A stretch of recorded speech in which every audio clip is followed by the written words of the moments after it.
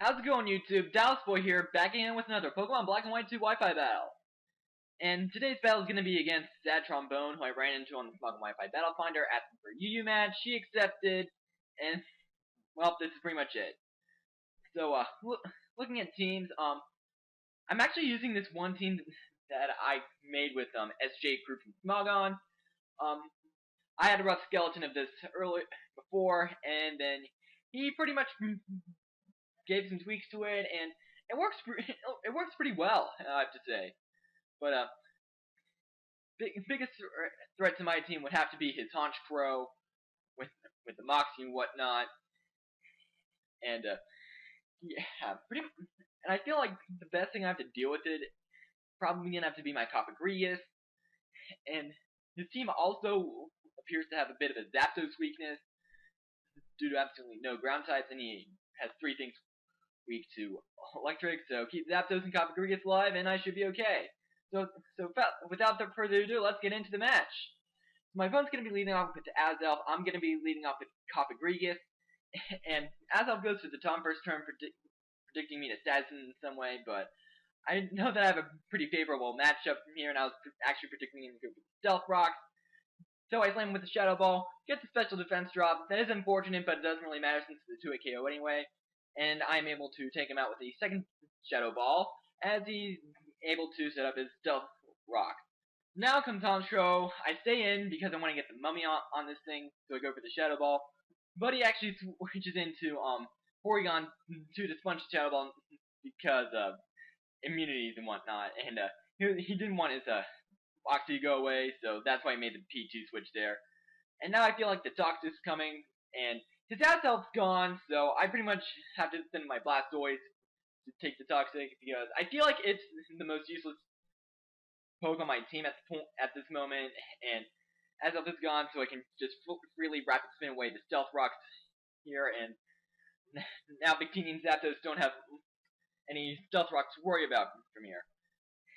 And on this, after the discharge, I'm gonna try to go for the Toxic. Unfortunately, I missed, but it doesn't really matter that much in the long run, and you'll see a little later. But since I did show him Toxic and I did miss, I did kind of make him think that I might want to go for it again. So he actually sends out his Crobat, and I predict this and go for the Scald, and I get the burn, which in a way kind of makes up for the Toxic miss. But unfortunately, my Blastoise is going to be going down, and it actually gives me a free switch into my Rhyperior here. And I did want to set up the rocks here, but I felt like Blastoise was going to come in, so I actually double switch into my Zapdos here, and he actually goes to the taunt, actually predicting me to set up the rocks. So good play on his part for staying in, I guess. Now he goes to the Super Fang, leaving in his Crobat as death fodder. It's burned, and it's kind of looking useless, and it did get a good chunk of damage onto my Zapdos with the Super Fang, which allows him to get a free switch into Mienshao. But I still have this Cofagrigus that can wall it, and I won't be sponging that big out because of its immunity to normal type moves. And I will be forcing a switch into the Porygon 2. And I felt like Will-O-Wisp was the safest move anyway, because he could have sent out this thing, and there was no way that he would keep Mienshao in on a Cofagrigus. So now I'm going to be sending out my Victini to sponge the Toxic, because I do not want my Cofagrigus being Toxic. It is the most important member of my team at this point. And after sponging the Toxic, Victini gets off the Choice Band and V-Create. And not even from almost full health, Porygon 2 gets completely annihilated. Now out comes Honchkrow. I stay in, predicting him to want to try to go for the pursuit, and yeah, I don't live because he actually told me that he was adamant. But the Mummy from before I hit the P2 actually transfers on to the Honchkrow and gives him Mummy. So no Moxie for him, and I actually get a good switch out to my Rhyperior as he sends in his Mind Shell, but I'm actually gonna predict his switch into Blastoise and going to Zapdos here. But oh wait, he actually double switched to Mienshao, and I got in a double switch into Zapdos. My bad there. But after the fake out, I kind of feel like he would want to go for the U-turn or the high jump kick, so I go into the best Mienshao counter that I have, which is my Cofagrigus. He misses that jump kick, and I get to snipe his Honchkrow with Will-O-Wisp. And not even, and even though Dark is super effective against Ghost, I do pretty much nail his Honchkrow here, and he does with the Will-O-Wisp, and that's the reason why Pursuit does absolutely squat. But now I go out into my Rhyperior, and here I knew that he was going to switch, so I actually go for the Earthquake as he sends in his Blastoise, and it does enough to about 3-hit KO it.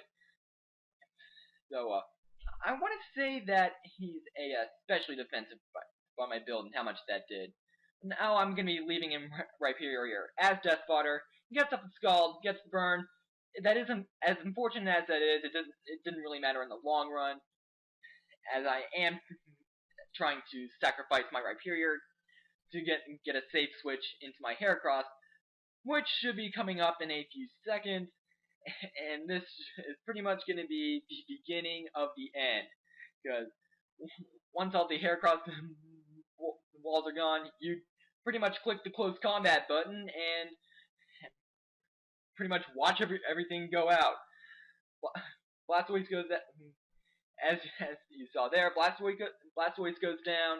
Mienshao comes in, goes big out, doesn't really matter, but it is some good damage to get on Heracross in the long run before your team gets completely annihilated by close combats. And now he's going to be sending in Honchkrow as Death Fodder just to try to get some more fake out damage and defense drops on my Heracross. But he's actually not going to opt to go for the fake out again, because it's pretty much a GG at this point. Because even if I did live the next fake out, I could have KO'd the Mienshao with a close combat, or I had Cofagrigus to pretty much bunch whatever hit Mienshao wants to throw at me. So that's the game. Pretty decent 3-1, I have to say. So yeah, that was a fun match, SadTrombone, and rate, comment, sub, and I will see you guys next time.